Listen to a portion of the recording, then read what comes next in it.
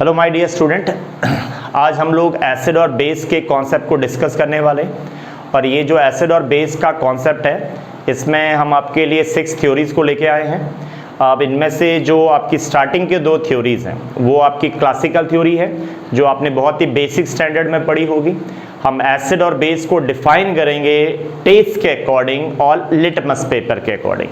फिर थोड़ा सा इसमें मॉडर्न थ्योरीज भी हैं, यानी हम इसमें एसिड और बेस को स्ट्रक्चरली फॉर्मुलों के अकॉर्डिंग डिफाइन करेंगे, फॉर्मुलों के अकॉर्डिंग उनकी प्रॉपर्टीज को डिस्कस करेंगे, which involve Arrhenius concept of acid and base, which involve Bronsted-Lowry concept of acid and base, and which involve Lewis concept। ये काफी डिफरेंट कॉन्सेप्ट था, Lewis concept of acid and base. और finally हम अपने topic को and करेंगे lux flood concept से। तो टोटली जो आज का ये वीडियो है, इसके अंदर हम लोग 6 टॉपिक्स को डिस्कस करने वाले हैं। तो स्टेप बाय स्टेप हम डिस्कस करते हैं। तो अगर हम एक बेसिक लेवल से आए तो हम एसिड और बेस को डिफाइन करते हैं टेस्ट के अकॉर्डिंग। किसके अकॉर्डिंग? टेस्ट के अकॉर्डिंग। तो टेस्ट के अकॉर्डिंग ये बोला गया है कि अगर कोई भी चीज अगर आपको खट्टा फील कराता है, यानी आपको सोर फील कराता है, तो दैट इज कॉल्ड एसिड। तो एसिड के क्या क्या एग्जाम्पल है? आप इमेजिन करो कि आपने क्या क्या खट्टी चीजें खाई हैं। शायद आपने लेमन कभी ना कभी टेस्ट किया ही होगा, योगर्ट आपने देखा ही होगा, टैमरिंड आपने देखा ही होगा। तो जो भी चीज आपको सोर फील कराएगी, खट्टा फील कराएगा, तो उस सब्सटेंस को, दो substance are called acidic substance. वो सब्सटेंस क्या होते हैं? एसिडिक होते हैं। तो खट्टी जो चीजें होती हैं वो क्या होती है? एसिड। और जो बिटर चीजें होती हैं, जो कड़वी चीजें होती हैं, बिटर चीजें होती हैं, दैट इज बेसिक सब्सटेंस। तो ये टेस्ट है। तो बिटर सब्सटेंस के भी आपको बहुत सारे एग्जांपल पता है। तो अगर आपको बिटर सब्सटेंस को एग्जांपल पता है, तो these are the examples of basic substance. तो बिटर में सबसे पहला नाम ही बता रहा है उसका, बिटर गाउड, करेला हो गया। इसके अलावा नीम हो गया। इसके अलावा जो कॉफी होती है, ब्लैक पेपर होता है, या जो डार्क चॉकलेट होते हैं, ये सब आपके एग्जाम्पल हैं किसके? बेसिक सब्सटेंस के, which are bitter in taste. तो जो सबसे पहला हम लोगों का कॉन्सेप्ट था, क्लासिकल कॉन्सेप्ट, वो था on the basis of taste. तो टेस्ट के अकॉर्डिंग जो चीज खट्टी फील होंगी वो होंगी आपकी एसिड्स, और जो चीज बिटर होंगी, जो चीज कड़वी होंगी, these are called basic substance. अब जो नेक्स्ट कॉन्सेप्ट आया, नेक्स्ट कॉन्सेप्ट हमने डिस्कस कर रहे हैं, वो on the basis of litmus कर रहे हैं। लिटमस पेपर आप लोगों ने शायद देखा होगा। लिटमस पेपर, तो ब्लू लिटमस पेपर भी होते हैं, रेड लिटमस पेपर भी होते हैं। तो blue litmus paper and red litmus paper, these are natural indicators of a substance to be acidic और बेसिक इन नेचर। अगर आपके पास एक ब्लू लिटमस पेपर है, और उसको अगर आपने किसी एसिड के सॉल्यूशन में डाला, और एसिड का सॉल्यूशन ब्लू लिटमस पेपर को रेड में चेंज करता है। ध्यान से सुना, ब्लू लिटमस पेपर को अगर वो रेड में चेंज करता है, तो आप समझ जाओ कि जो आपका वो सॉल्यूशन है उसका नेचर एसिडिक है। और अगर आपके पास कोई रेड लिटमस पेपर है और उसको आपने किसी सॉल्यूशन के अंदर डिप किया और उसका जो कलर है वो ब्लू हो गया, तो आप समझ जाइए कि that solution is basic in nature. तो एसिड आपके वो सब्सटेंस होते हैं जो ब्लू लिटमस पेपर को रेड में कन्वर्ट करते हैं, और बेस वो सब्सटेंस होते हैं जो आपका रेड लिटमस पेपर को ब्लू में चेंज करते हैं। तो this is the concept of litmus paper. अब ये जो लिटमस है, ये तो आपका एक नेचुरल इंडिकेटर है, क्योंकि लाइकन साइकल से बनता है, एल्गी से बनता है। हमको ऐसा बायोलॉजिकली नहीं जाना, जस्ट आप याद रखना लिटमस पेपर होते हैं। Okay, next. लेकिन कुछ आप लोगों के क्या होते हैं? आर्टिफिशियल इंडिकेटर्स भी होते हैं, आर्टिफिशियल इंडिकेटर्स। और उन आर्टिफिशियल इंडिकेटर में 2 इंडिकेटर बहुत ज्यादा फेमस हैं। First one is phenolphthalein and next one is methyl orange. First one is phenolphthalein and next one is methyl orange. तो देखो, अगर आपको मैं स्ट्रक्चरली दिखाऊं तो ये थोड़ा सा कॉम्प्लेक्स स्ट्रक्चर है, लेकिन ये जो स्ट्रक्चर है ये फिनोप्थलीन का स्ट्रक्चर है। आप देख सकते हो, दिस इज फिनोप्थलीन। ये क्या है? फिनोप्थलीन है। ओके, तो अगर आपने फिनोप्थलीन को, आप ध्यान सुनिए, अगर आपने फिनोप्थलीन को किसी एसिडिक सॉल्यूशन में डाला तो उसका जो कलर होता है हमेशा कोई कलर नहीं होता, कलरलेस होता है। कैसा होता है बता? कलरलेस। ये फिनोप्थलीन है, देख रहे हैं आप लोग। अगर इसको आपने एसिडिक सॉल्यूशन में पुट किया है, इसको किस में रखा हमने? एसिडिक सॉल्यूशन में रखा है, तो इसका कोई कलर नहीं होगा, इट इज कलरलेस। लेकिन जैसे ही आप इसको, किसको? फिनोप्थलीन को बेसिक सब्सटेंस में डालोगे तो इसमें थोड़ा सा स्ट्रक्चरली चेंज आता है, स्ट्रक्चरली चेंज आता है वो, और एक नए फॉर्म में चेंज होता है, and that new form is called quinonoid form कहलाता है, क्यूनोनॉइड फॉर्म। तो ये जो क्यूनोनॉइड फॉर्म होता है, इसमें अब इसका कलर चेंज हो जाता है and it become pink, it become pink. तो ये जो फिनोप्थलीन है, ये जो फिनोप्थलीन है, ये एसिडिक सॉल्यूशन में इसका कोई कलर नहीं होगा, it is colourless.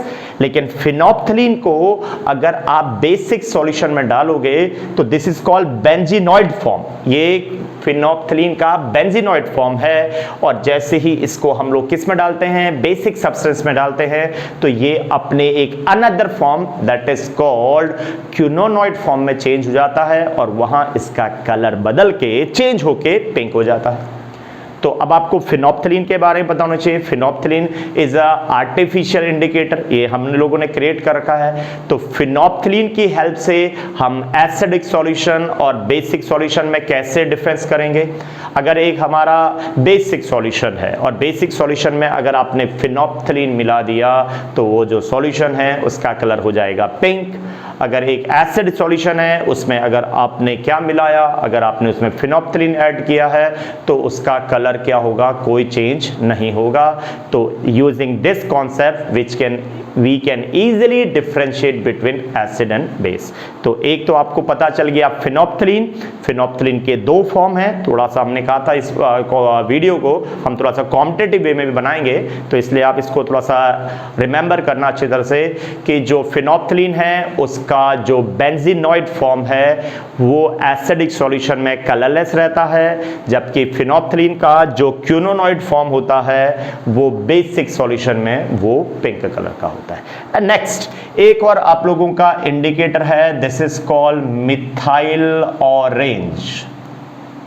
Methyl orange, तो ये जो मिथाइल ऑरेंज है ये भी थोड़ा कॉम्प्लेक्स नजर आ रहा होगा, ये थोड़ा कॉम्प्लेक्स स्ट्रक्चर्स हैं, थोड़ा सा टिपिकल स्ट्रक्चर्स हैं। तो ये मिथाइल ऑरेंज का स्ट्रक्चर है, मिथाइल ऑरेंज का स्ट्रक्चर है।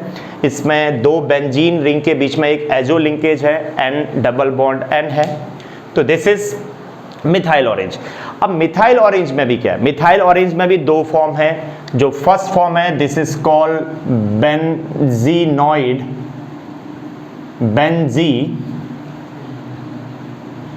Benzenoid form. तो ये जो बेंजीनॉइड फॉर्म है ये बेसिकली फिनोप्थलीन का होता है बेसिक सॉल्यूशन में। याद रखना मिथाइल ऑरेंज बेसिक सॉल्यूशन में येलो कलर का होता है, और उसका कैसा फॉर्म होता है? बेंजीनॉइड।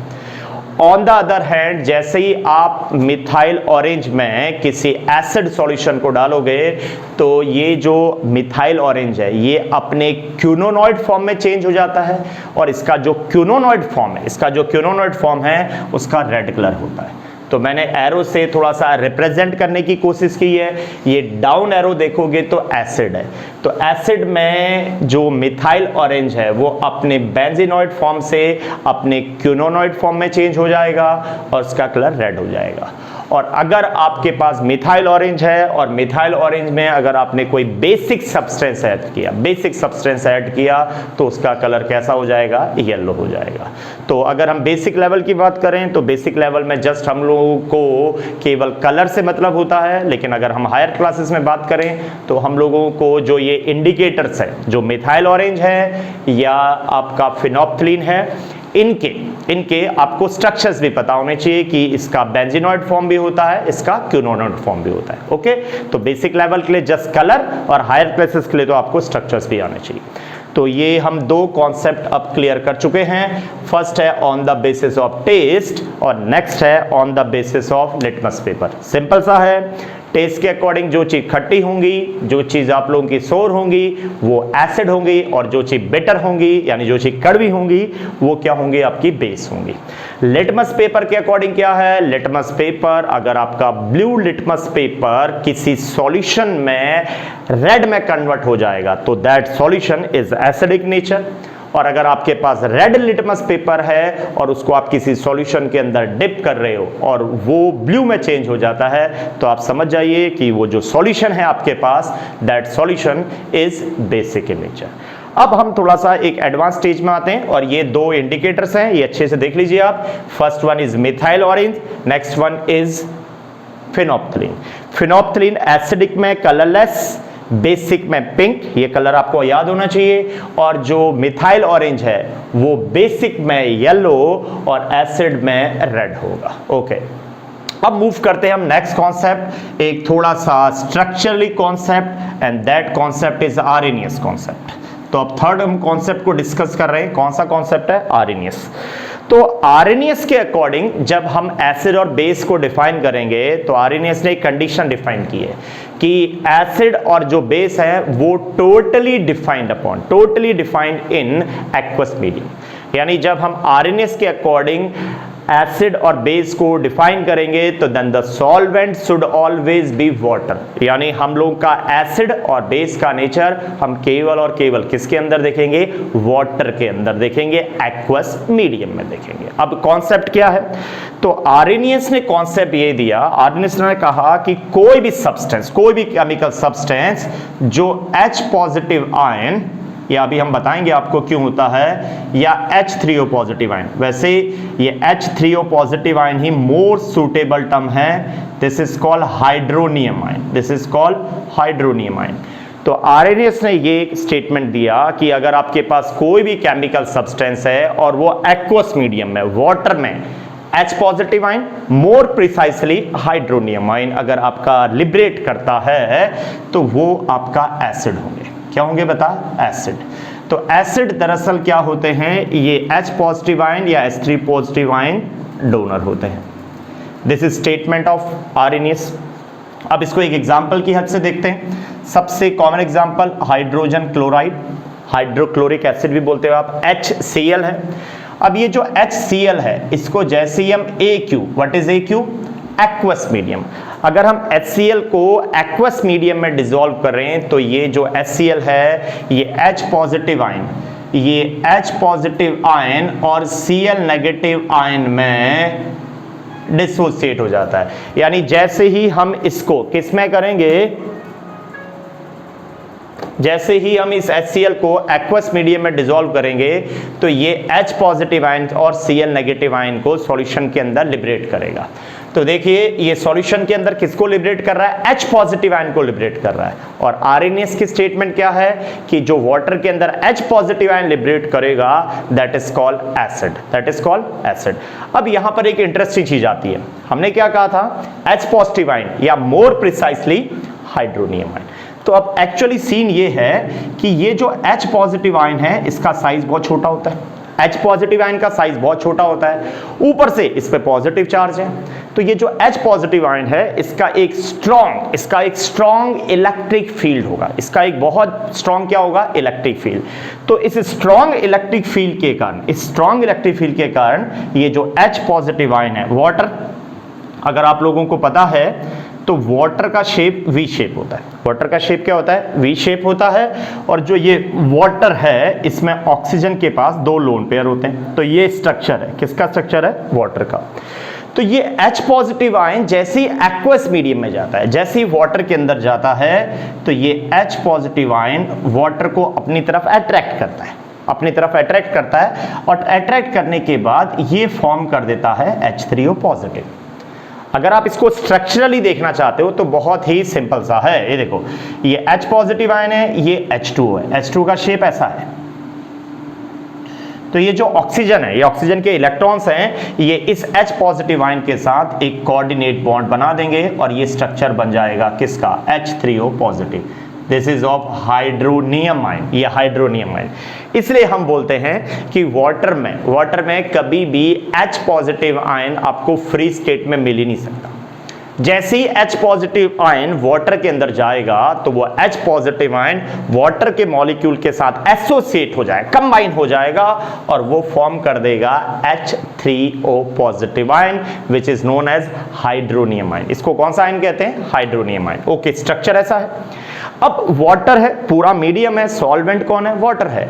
तो ये जो हाइड्रोनियम आयन है, ये हाइड्रोनियम आयन है। अब ये हाइड्रोनियम आयन क्या करेगा? ये जो 3 हाइड्रोजन्स आपको नजर आ रहे हैं, ये 3 अदर H2O मॉलिक्यूल के साथ कंबाइन होंगे। और कैसे कंबाइन होंगे? Using hydrogen bond, using hydrogen bond. तो ये जो आपका H3O पॉजिटिव है, हाइड्रोनियम आयन है, ये फर्दर 3H2O के मॉलिक्यूल के साथ कंबाइन होगा बाय इंटरमॉलिक्यूलर हाइड्रोजन बॉन्ड और ये बना देगा एक बड़ा सा मॉलिक्यूल दैट इज कॉल्ड आपका, अगर हम काउंट करें तो ये हो गया 4 2 जा 8 1 9 H9O4 पॉजिटिव आयन। तो अब आपको याद रखना है कि जो H2O का मॉलिक्यूल होता है वो एक्वस मीडियम में बेसिकली 4H2O के मॉलिक्यूल के साथ कंबाइन होता है। उनमें से एक H2O तो वो क्या बनाएगा? थ्रू कोऑर्डिनेट बॉन्ड बनाएगा और जो अदर 3 मॉलिक्यूल्स होंगे, अदर 3 मॉलिक्यूल्स वो होंगे थ्रू हाइड्रोजन बॉन्ड। तो ये कॉन्सेप्ट है आरएनएस का। सिंपल फॉर्म में एसिड वाटर में H3O पॉजिटिव आयन या H पॉजिटिव आयन डोनेट करने वाले सब्सटेंस होते हैं। सो व्हाट अबाउट बेस? तो बेस का कॉन्सेप्ट क्या है? बेस आपके वो सब्सटेंस होते हैं जो वाटर में, अकॉर्डिंग टू आरएनएस, ये कॉन्सेप्ट हमने नहीं बनाया, ये आरएनएस ने बनाया है। तो हम हर चीज आरएनएस के आइस के थ्रू देख रहे हैं। आरएनएस, तो आरएनएस ने क्या बोला कि जो OH नेगेटिव आयन, जो OH नेगेटिव आयन को रिलीज करेगा, डोनेट करेगा, किस में डोनेट करेगा? इन एक्वस मीडियम। लेकिन ख्याल रखना है, इन एक्वस मीडियम करेगा तो दो सब्सटेंसेस आर कॉल्ड बेस। तो इसका परफेक्ट एग्जांपल, सबसे कॉमन एग्जांपल है NaOH, that is sodium hydroxide. Sodium hydroxide, तो ये NaOH जैसे ही हम इसको एक्वस मीडियम में डिसॉल्व करेंगे NaOH प्लस AQ, तो ये डिसोसिएट हो जाएगा। कैसे डिसोसिएट होगा? Na positive plus OH negative. तो NaOH जो है वो जैसे ही वाटर में डिसॉल्व हो रहा है तो वो OH नेगेटिव आयन रिलीज करता है, वो OH नेगेटिव आयन डोनेट करता है। तो जो OH नेगेटिव आयन डोनेट करते हैं दीज आर कॉल्ड बेसिस। तो ये कॉन्सेप्ट है आरएनएस का, बहुत सिंपल सा है, बस कंडीशन अप्लाई किया है कि the solvent should be water. तो वाटर में जो सब्सटेंस, जो chemical substance H3O positive hydronium ion release करेगा दैट इज कॉल्ड एसिड, और जो वाटर में OH negative ion hydroxide ion release करेगा दैट इज कॉल्ड बेस। तो this concept is given by RNS. Okay, clear? लेकिन condition दोबारा से मैं बोल रहा हूं, water should be the only medium. यही इसकी लिमिटेशन भी है कि अगर हमारे पास कोई सब्सटेंस है और वो वाटर के अलावा किसी अदर मीडियम, वाटर के अलावा किसी अदर मीडियम में सपोज करो OH नेगेटिव आयन रिलीज कर देता है, तो that substance is not said to be, उस सब्सटेंस को हम लोग एसिड नहीं कह सकते क्योंकि उसने भी H पॉजिटिव रिलीज किया है, लेकिन उसने किसी दूसरे मीडियम में कर रखा है। उसने अल्कोहल में रिलीज कर दिया, उसने किसी एसिड के सॉल्यूशन में रिलीज कर दिया, उसने सल्फर डाइऑक्साइड में रिलीज कर दिया, लेकिन वाटर में नहीं कर रखा। तो उसको हम लोग क्या नहीं कहेंगे? उसको हम एसिड नहीं कहेंगे। अब इसमें एक छोटा सा टर्म और आता है दैट इज एल्कली। एल्कली, तो देखो बेसिस OH नेगेटिव आयन कर रहे हैं, लेकिन आपको याद रखना है कि not every base is soluble in water. Her base water में सॉल्युबल नहीं होता है। Base which are soluble in water, are called alkali. Alkali क्या होते हैं? Alkali are water soluble base. NaOH, ये हमने एग्जांपल लिया, सोडियम हाइड्रोक्साइड, ये आपका वाटर में भी डिसॉल्व हो जाता है, ये वाटर में डिसॉल्व हो जाता है। तो अगर ये वाटर में डिसॉल्व हो रहा है तो दिस इज नोन एज, इसे हम लोग क्या कहेंगे? इसे एल्कली भी कहेंगे। लेकिन अगर हम एग्जांपल देखें फेरिक हाइड्रोक्साइड, FeOH का होल 3, फेरिक हाइड्रोक्साइड, ये भी बेस है लेकिन ये वाटर सॉल्युबल नहीं है, so this is not said to be alkali, इसे हम एल्कली नहीं कह सकते। इसके अलावा नेक्स्ट अगर हम एग्जांपल देखें तो एल्यूमिनियम हाइड्रोक्साइड है, एल्यूमिनियम हाइड्रोक्साइड्स हैं। इसके अलावा अगर हम देखें तो आप लोगों का लेड का ऑक्साइड्स हो गए, यानी बहुत सारे आपके ऐसे सब्सटेंस हैं which are base but not alkali. क्यों नहीं है? क्योंकि एल्कली जो टर्म है केवल वो उन्हीं बेस के लिए यूज होगा विच आर वाटर सॉल्युबल। तो एक स्टेटमेंट बन जाती है यहां से, क्या बन जाती है स्टेटमेंट कि ऑल एल्कली आर बेस। अब एल्कली है तो ऑब्वियस बात है बेस तो होगा, but not all bases are alkali. हम हर बेस को एल्कली नहीं बोल सकते हैं, केवल वो बेस जो वाटर के अंदर घुल जाएंगे, these are called alkali. Okay, तो ये टॉपिक एंड। अब हम इसके बाद नेक्स्ट कॉन्सेप्ट में आते हैं, दैट इज ब्रोंस्टेड-लॉरी कॉन्सेप्ट। कौन सा कॉन्सेप्ट है नेक्स्ट कॉन्सेप्ट है ब्रोंस्टेड-लॉरी कॉन्सेप्ट। तो ये जो ब्रोंस्टेड-लॉरी कॉन्सेप्ट है, ब्रोंस्टेड-लॉरी जो कॉन्सेप्ट है, ये आपका थोड़ा सा एडवांस कॉन्सेप्ट है, थोड़ा सा एडवांस कॉन्सेप्ट है इन कंपैरिजन टू आरएनएस। तो हम बोल ही सकते हैं कि ये एक थोड़ा सा एडवांस क्या है कॉन्सेप्ट है। अब ये जो ब्रोंस्टेड-लॉरी का कॉन्सेप्ट है, आप ध्यान से सुनिएगा, ये जो ब्रोंस्टेड-लॉरी का कॉन्सेप्ट है इसके लिए कोई मीडियम रिस्ट्रिक्टेड नहीं है, कोई मीडियम रिस्ट्रिक्टेड नहीं है कि हमारे पास कोई भी सब्सटेंस है उसको आप एसिड और बेस किसी भी मीडियम में बोल सकते हैं, किसी भी मीडियम में बोल सकते हैं। ओके, जैसे अब इसकी डेफिनेशन क्या है, ब्रोंस्टेड-लॉरी का सिंपल सा कॉन्सेप्ट है कि एसिड वो सब्सटेंस होते हैं जो H पॉजिटिव आयन डोनेट करते हैं। अब आप चेक करो, just H positive ion donate करने वाला, ये जो कॉन्सेप्ट है ये बोलता है H पॉजिटिव आयन डोनेट होने चाहिए। कोई आपका मीडियम डिसाइडेड नहीं है कि वो वाटर है, वो सल्फर डाइऑक्साइड है, वो कोई भी मीडियम है, लेकिन बस H पॉजिटिव आयन डोनेट होने चाहिए, तो these are called acids. And so what about base? Base क्या है? बेस वो सब्सटेंस हैं जो H पॉजिटिव आयन को एक्सेप्ट करते हैं। अब यहां पर ये थोड़ा सा डिफरेंट हो जाता है, आरएनएस में क्या है? H positive ion donor acid, OH negative ion donor that is base. लेकिन जो हम लोगों का ब्रोंस्टेड-लॉरी का कॉन्सेप्ट है ये बोलता है H positive ion donor acid, और जो